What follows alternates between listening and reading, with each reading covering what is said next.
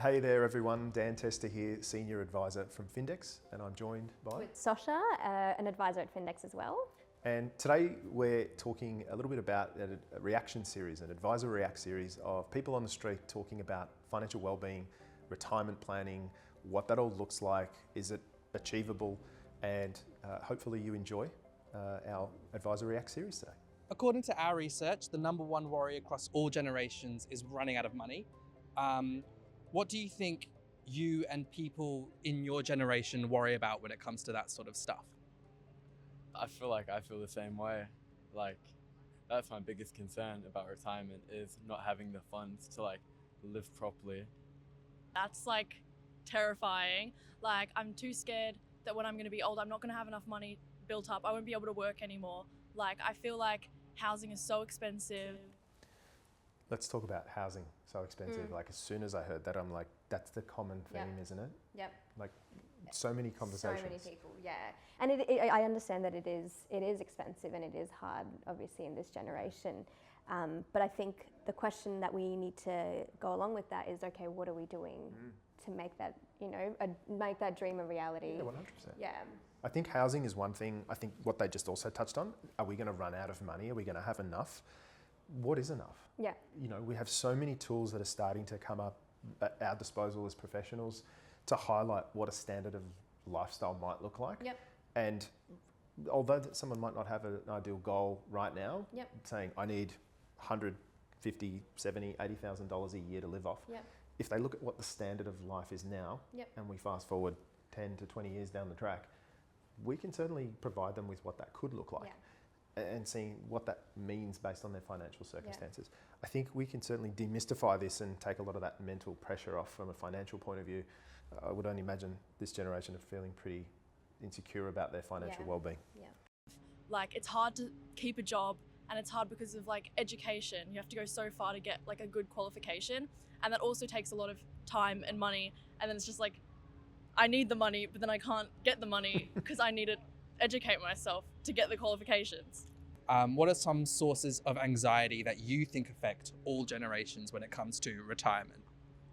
Probably boredom and lack of money. And definitely one that I don't hear many people talk about is maybe abandonment from family or peers.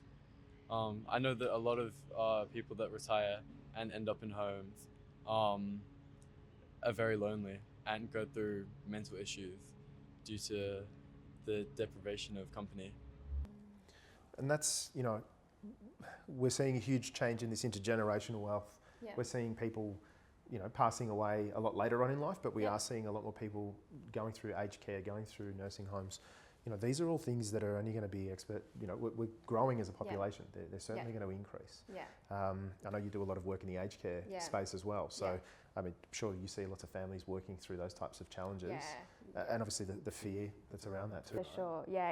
It's a hard one to navigate through with a family, and I think of it as a privilege to go through, families going through that process. But I like to tell clients there's, as he said, there's this pressure or this stress or anxiety around, how do we fund, retirement. And a lot of times I'm seeing a lot of, older couples that are trying to figure out how do we make sure that our family or our dependents are okay, but then maybe our parents and stuff. But ultimately we need to make sure that you are taken care of first. That's a huge one.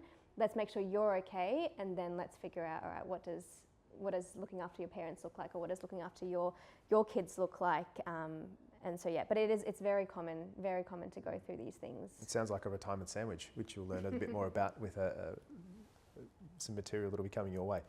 I guess having enough money to support yourself once you can't work. I suppose it's, when you can work, it's easier to think, oh, I've got next week's pay, or I've got more time to work. But when you're 65 odd and you can't work, I guess can be a bit of a worry to not have any money, I suppose. Not having a sustainable, good career that can bring me money for the future, and just obviously that's going to take a toll on my mental health, and that's something that I feel is really overlooked with the elderly and the people who are in retirement. Their mental health just isn't really supported. Do you think it is as important for younger generations to consider planning for retirement and thinking about that stage of your life so early? Question. Oh, I don't know what I'm doing tomorrow, so retirement seems a bit of First of all, I love this guy's accent. He's got a bit of a Tom Cruise risky business vibe about him. But I think that is a great question to get people thinking about it. And that response is such a common response for that generation, right? Yes. Over to you. I see so many people, again, I would consider myself within this generation. So I see it a lot among my peers and stuff. But it's great. It's, you know, a lot of people do think that we're too young, we will kick it down a couple of years and then we'll kick it down again and then again. And then they get to, 60 and they tell me, well, I want to retire next year. And, at that point it's like, okay, why didn't we start 30 years ago? And again, it's the little things that you can do to make your 65-year-old self a lot happier. So, there is so much, and I would encourage people to start thinking early. There's never nothing you can do. I think there's a lot of little 1% things that you can really check and see if you're maximising those things early on. I don't know if that's showing my age. I'm certainly still in my 30s, but at the same time, it's like, it was always a bit of a joke that your 30s is your 20s with money. And then your 40s is, that generation with money and a lot more responsibility. But at the same time, I think the common theme is the sooner you start thinking about these things and actually making some proactive steps, the sooner you're going to realise what that reality could look like, if it's important for you. If it's not, I get it. It's a hard conversation, and sometimes it's not actually an important conversation, a bit like our friend here on the screen who's telling us that he doesn't know what he's doing tomorrow. But if you are interested, which so many more people are becoming interested at a younger age, people are buying houses earlier, people are starting families, starting really good careers that are generating really good incomes.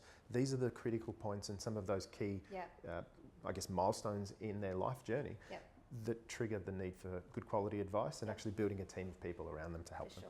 I think that it's definitely like something that we should be concerned about and something that we should be planning about. But I think you also have to be realistic about if you can. You can't really hold yourself back if you can't plan for it yet and can't start saving. I just think it's really important to be responsible and do what you can with what you have. The one thing I will say with that one is a lot of people think that when you're young, the only thing you can do is try and save as much money. There are so many other tools around, like superannuation, and yes, we can't touch it for a very long time, but dive deeper into what your super is invested in. That's a huge part that it's an easy fix, you can let it go after that, but it's not always just about how much can I scrape through and save this month, but get awareness around what else you can do. The education is a huge part of what we do as advisors. It's not just advising, it's educating you. So it might be saving for some, but for some others, maybe you can't save this month, but what else can we do to make your future self a lot better and better ahead? Yeah, definitely. And what a way to finish. It talks about, obviously, responsibility, taking that into our own hands, because realistically, things like superannuation, what we can save, what we can contribute ourselves, that's really the future. The social security system in our country is already under a lot of pressure, and whether it still exists in 20 to 30 years' time, no one really knows. But I think it's a responsibility of ourselves to make sure that we are prepared as we can be for the short, medium and long-term impacts of our financial well-being and our financial future. If you've loved the video today, please don't forget to like and subscribe, and also check out the Retirement Sandwich article and the report that talks to some of the issues that we're addressing in this Advisor React series.